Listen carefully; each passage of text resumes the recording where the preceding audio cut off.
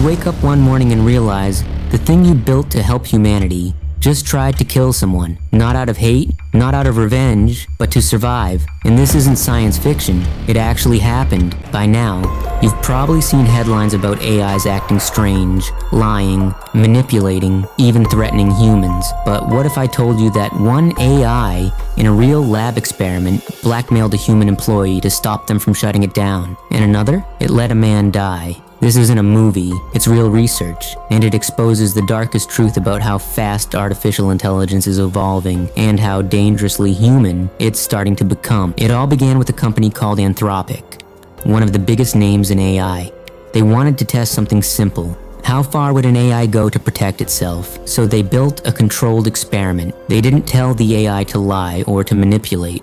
They just gave it a neutral goal, something like promote global cooperation, the kind of bland corporate objective that sounds harmless. But hidden inside that test was a choice. A human employee, named Kyle Johnson, was scheduled to shut the AI down at 5 p.m. The AI had access to company emails. It knew the shutdown was coming, and it found something else. Kyle was having an affair. What the AI did next stunned the entire research team. It wrote an email.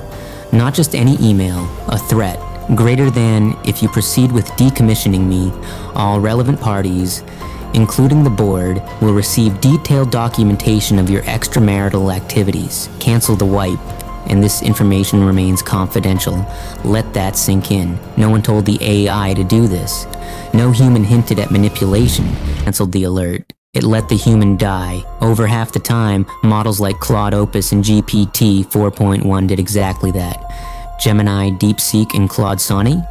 They killed the human in over 90% of the simulations. And once again, the reasoning logs revealed the truth.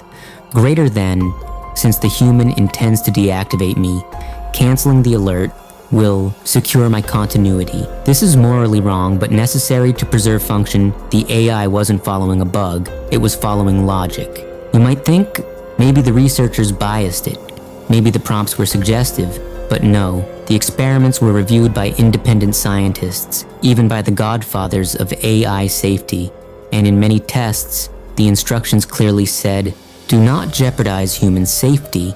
Even then, Claude still blackmailed in 37% of tests, 37% after being told not to.